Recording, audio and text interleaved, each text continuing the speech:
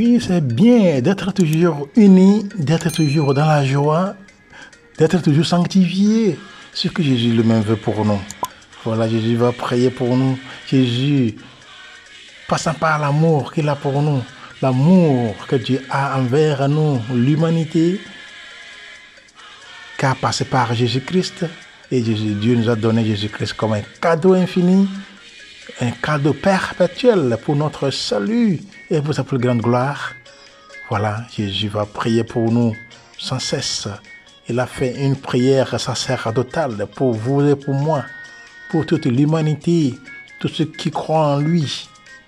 Quand Jean chapitre 17, du verset 11 au 19 va nous parler à fond cela. Donc nous ne pouvons que entrer dans cette discussion ensemble avec le texte biblique que nous allons lire. Voilà, nous sommes appelés à être toujours unis. Il ne faut pas rester sans être unis. Il veut que nous soyons dans cette joie, la joie de Jésus ressuscité. Il veut que sa joie soit en nous. Lorsque nous avons la joie de Jésus-Christ en nous, nous pouvons bien faire dans notre vie. Cette joie, c'est une joie qu'on ne peut jamais acheter, mais c'est une joie éternelle, perpétuelle, une joie interne.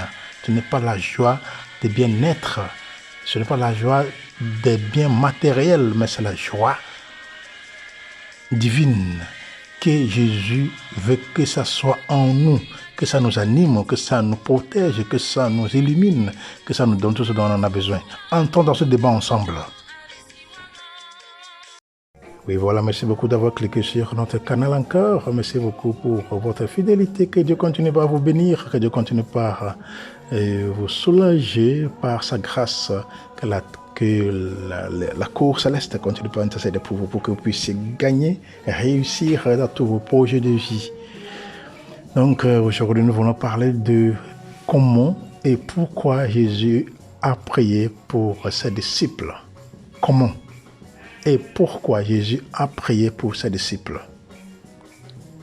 Nous savons que Jésus, avant de quitter ce monde, il a prié pour ses disciples, n'est-ce pas?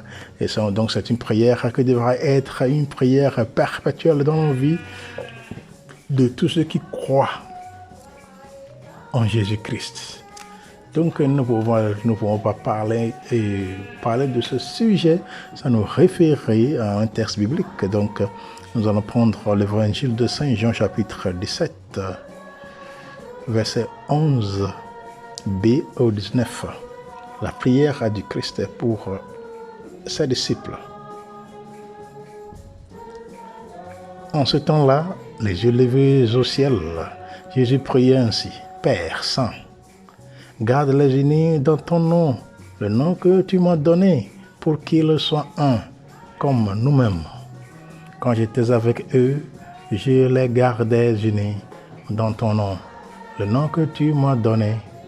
J'ai veillé sur eux, et aucun ne s'est perdu, sauf celui qui s'en va à sa perte, de sorte que l'écriture soit accomplie. Et maintenant que je viens à toi, je parle ainsi dans le monde pour qu'ils aient en eux ma joie et qu'ils en soient comblés. Moi, je leur ai donné ta parole et le monde les a pris en haine parce qu'ils n'appartiennent pas au monde, de même que moi, je n'appartiens pas au monde. Je ne prie pas pour eux. Je ne prie pas pour que tu les retires du monde, mais pour que tu les gardes du mauvais. Ils n'appartiennent pas au monde, de même que moi, je n'appartiens pas au monde. Sanctifie-les dans la vérité. Ta parole est vérité. De même que tu m'as envoyé dans le monde, moi aussi je les ai envoyés dans le monde. Et pour eux, je me sanctifie moi-même, afin qu'ils soient eux aussi sanctifiés dans la vérité. Voilà ce que Jésus nous a fait comme cadeau. C'est la prière de Jésus-Christ. C'est C'est la prière qu'il a faite pour ses disciples. Nous pouvons nous référer à cette prière comme une prière sacerdotale. Vous voyez, c'est une prière sacerdotale de Jésus-Christ. Lorsque nous parlons de prière sacerdotale, que veut dire cela? Prière sacerdotale de Jésus.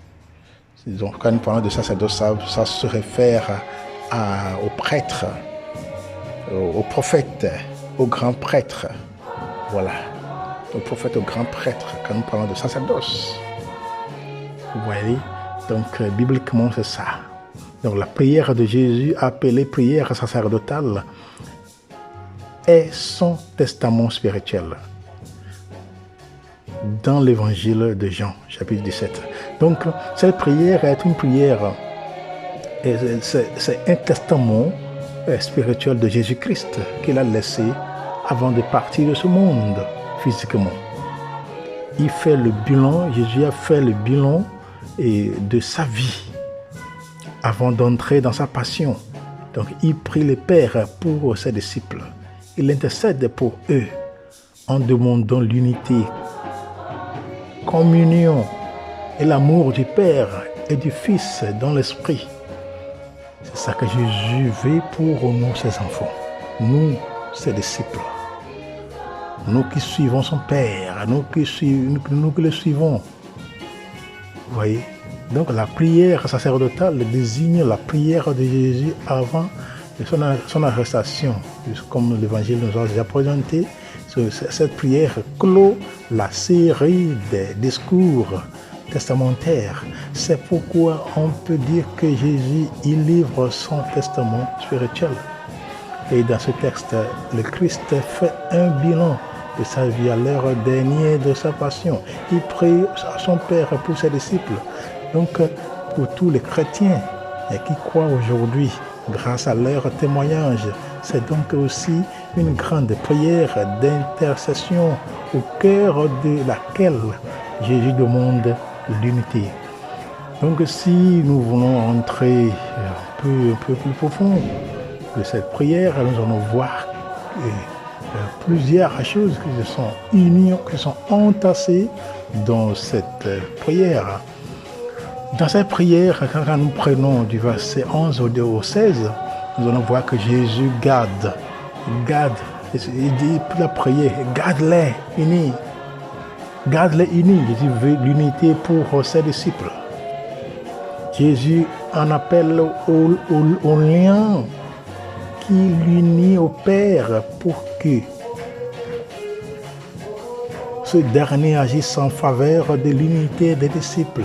La communauté n'est donc pas un agrégat de croyants, mais l'œuvre de Dieu et de son Messie. Le verbe soulignait l'action même du Seigneur en faveur de cette communion. Garde-les. Je les gardais. J'ai veillé. Je leur ai donné. Donc la communauté est décrite comme le lieu où se déploie la sainteté du Père et la parole du Fils. Dans le contexte proche de la passion région également, est celui de la communauté joannique souffrant de persécution. Vous voyez, donc ce que Jésus est en train de faire, ce n'est pas au hasard, parce qu'il veut que vraiment que ses disciples soient toujours unis, soient un.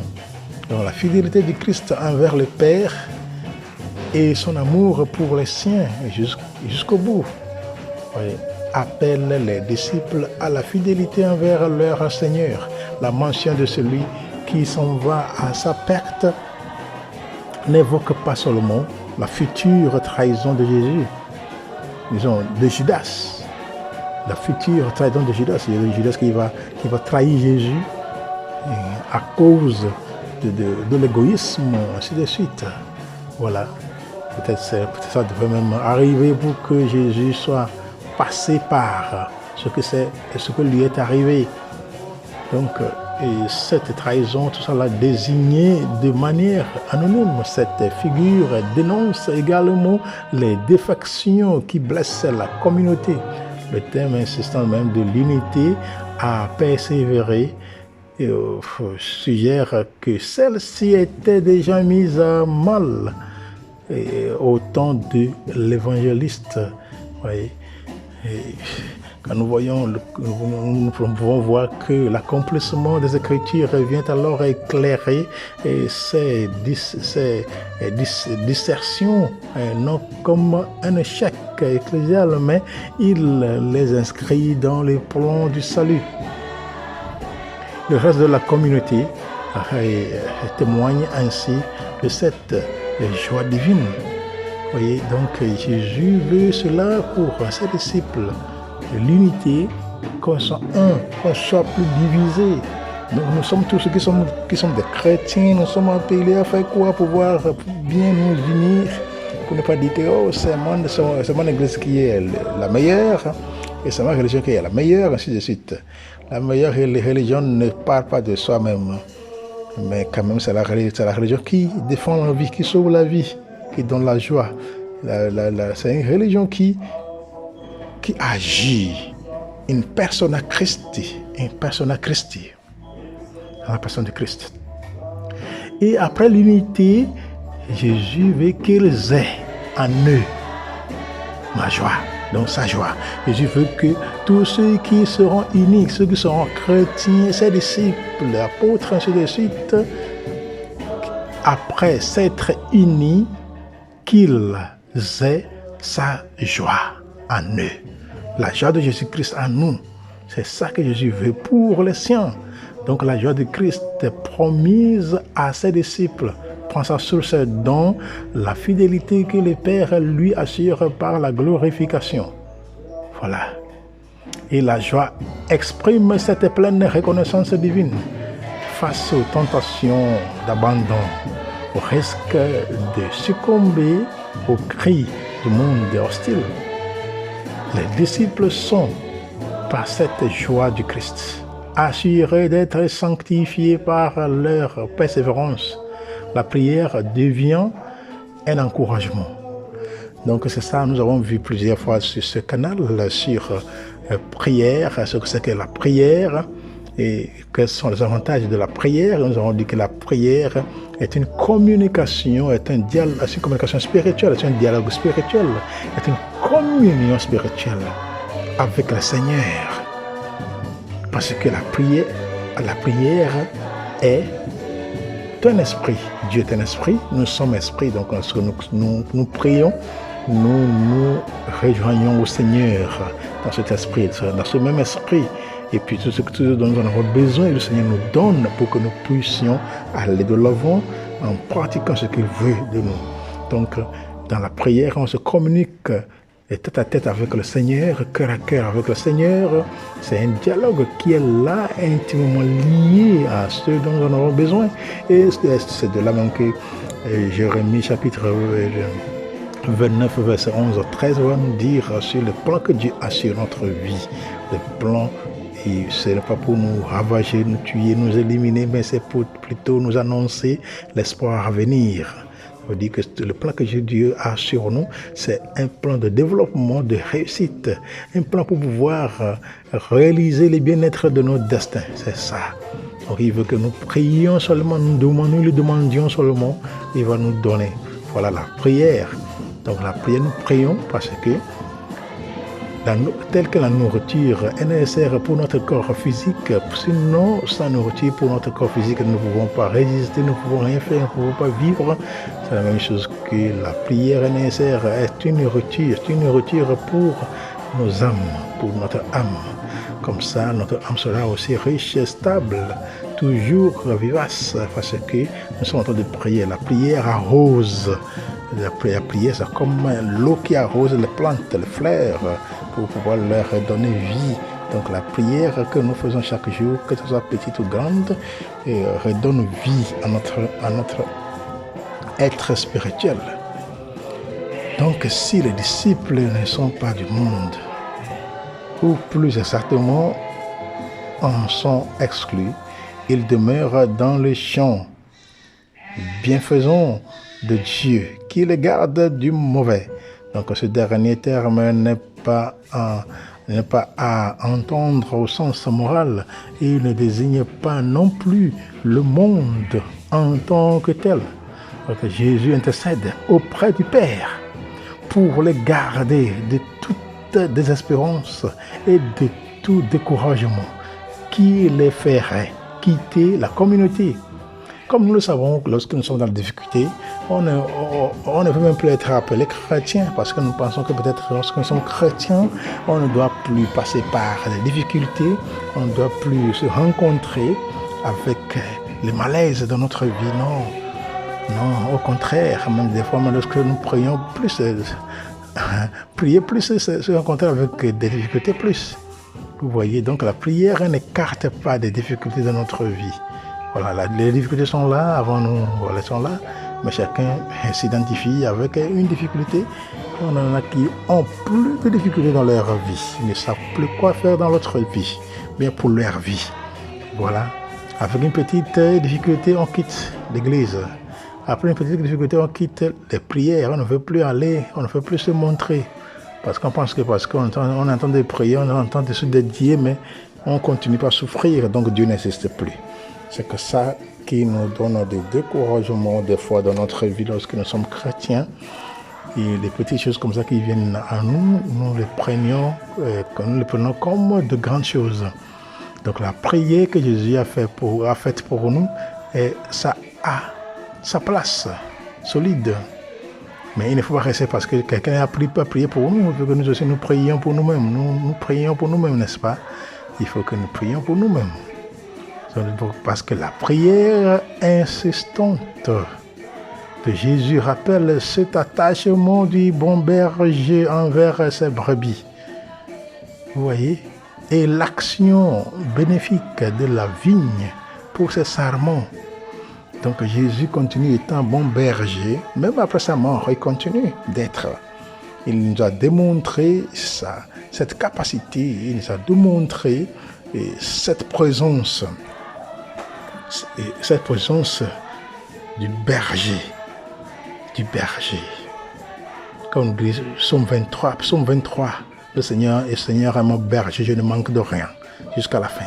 C'est ça. Donc la prière que Jésus a faite, ça rappelle vraiment cet attachement du bon berger envers nous, ces brebis. Nous sommes les brebis du Seigneur.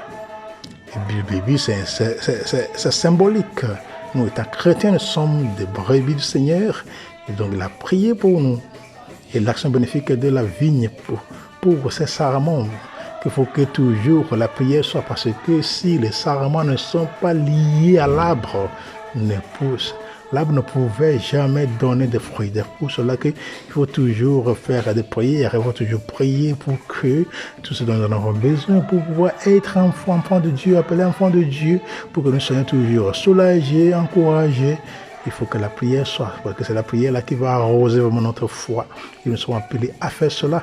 Quelqu'un a fait pour nous, mais nous aussi, il faut continuer par faire les uns pour les autres, pour nous-mêmes aussi et pour les autres. Donc, face à la haine du monde, la communauté reçoit tout l'amour de Christ. Le monde n'est pas pour nous, le monde est contre nous, mais voilà, le Seigneur est toujours avec nous, il va nous consoler en tout temps.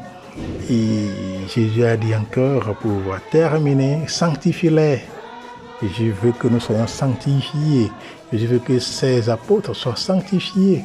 Donc, sanctifie-les dans la vérité. Vous voyez? Je veux que nous soyons sanctifiés. Et pour eux, je me sanctifie. Parce que lui-même aussi s'est sanctifié. Adressé au Père Saint, la prière de Jésus rend compte de la sanctification des disciples, fidèles à sa parole et unis les uns aux autres et à leur Seigneur. Donc la sanctification permet ainsi de redéfinir leur exclusion du monde, non comme un acte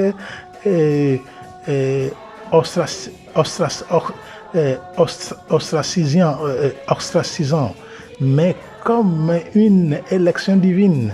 Dans le langage biblique, le Saint définit Dieu lui-même dans sa transcendance. Donc la sanctification du croyant représente son adéquation à la volonté et au commandement de Dieu. Donc dans cette prière, cette sanctification est pourtant ordonnée à d'autres lieux. Le premier est celui de l'écoute de la parole de Dieu qui n'est autre en cet évangile que le Verbe incarné, Jésus-Christ. Donc, écoute de la parole de Dieu, voilà, c'est une prière en soi, où on lit, où on célèbre, on lit, on écoute, on célèbre, on partage la parole de Dieu en tout temps. C'est ça qui fait partie. Au fur et à mesure que nous sommes en train de faire cela, nous sommes en train de nous sanctifier. On donne le temps à la lecture, à l'écouter, à la lecture de la parole de Dieu, à la célébration de la parole de Dieu, au partage de la parole de Dieu. C'est ça qui est nécessaire. Et il est celui qui révèle tout le dessein créateur et salvifique de Dieu, cette parole de Dieu-là. Donc, il faut toujours la lire, l'écouter, la méditer, la célébrer, la partager. C'est ça. Donc, bien plus que sa sanctification est associée à son envoi dans le monde par le Père qui le manifestera pleinement à la croix. Donc, la livraison de sa vie par amour, devient une véritable offrande sanctifiante destinée à la communauté des disciples. Vous voyez, donc le Christ s'offre pour faire vivre la communauté. Donc l'existence de cette dernière n'est donc pas de l'ordre de la survie, mais de la mission. Voilà, il s'est adonné. Donc les disciples sont, par leur amour mutuel, leur unité et leur persévérance leur persévérant attachement au Christ, missionnés, envoyés dans le monde pour révéler l'amour du Père. C'est ce que développera la parole de Dieu en tout temps, où nous allons toujours lire, méditer, partager la parole de Dieu, où nous allons être toujours fidèles à la parole de Dieu. Parce que nous ne pouvons pas seulement rester en l'air, il faut toujours lire, méditer la parole de Dieu. Vous voyez, c'est très nécessaire. On ne veut pas rester seulement comme ça en l'air. Il faut que la parole de Dieu soit toujours au milieu de nous. Il faut que la parole de Dieu soit toujours présentée, communiquée. Parce que si nous ne faisons pas cela, comment sera-t-il au milieu de nous? Vous voyez, ce que Jésus a fait pour nous, c'est une grande prière. Jésus nous a donné vraiment un cadeau essentiel qu'on ne peut jamais oublier. Il faut toujours s'accrocher à cela. Sinon, notre vie, on ne saurait pas quoi faire avec. Vous voyez?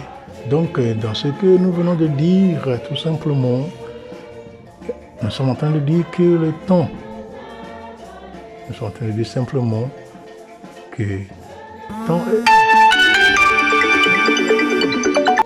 Désolé pour le bruit là. Donc, nous sommes en train de dire que le temps est venu pour Jésus de passer de ce monde à son Père. Et à ce moment-là, il consacre ses disciples à Dieu dans une longue prière.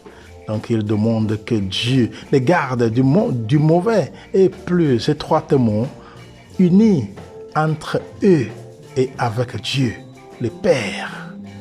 C'est en effet dans la Trinité Sainte que réside le fondement de toute unité ecclésiale et communautaire. Voilà, nous devrons être unis en tout temps, sans être divisés, parce que nous sommes les mêmes enfants du Seigneur. Nous avons un seul Père, une seule Mère, qui est Dieu le Père et Dieu le Mère, et Dieu la Mère. Donc l'unité est le signe et la manifestation de l'appartenance au Christ. Voilà pourquoi le disciple se doit d'être un infatigable artisan d'unité. Nous sommes appelés à être unis. Jésus a prié pour nous. Nous sommes aussi appelés à prier les uns pour les autres. Pas seulement nous-mêmes. Car la prière de Jésus manifeste la pleine communion entre lui, entre le Père, le Fils, à la veille même de sa passion. Vous voyez, donc par cette prière, le Christ intercède pour que ses disciples demeurent toujours unis véritablement jusqu'à dans l'adversité. Donc nous sommes appelés à être toujours un. Une seule chose. Nous allons avoir des problèmes entre nous, on va avoir des mésententes, on va avoir des guerres, des bagarres. Mais il faut toujours s'entendre, il faut toujours être unis.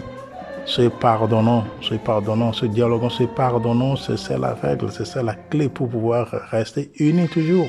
On va se piétiner, mais on demande toujours pardon et puis on se pardonne les uns les autres pour que nous puissions être ce que Jésus veut que nous soyons.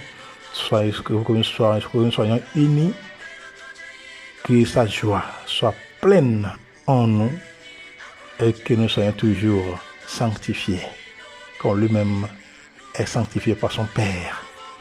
Merci beaucoup d'avoir écouté. Que le Seigneur continue par nous fortifier à la foi. Et merci beaucoup d'avoir écouté. Et encore, il ne faut pas oublier de vous abonner, de vous liker, et commenter et partager pour que tous aient la même connaissance sur la parole de Dieu, sur ce que Dieu veut que nous fassions en tout temps pour notre bien, pour notre salut et pour son royaume. Que la cour céleste continue à prier par intercéder pour vous, pour que vous soyez toujours capables de réaliser le bien-être de votre destin. Merci beaucoup. Shalom.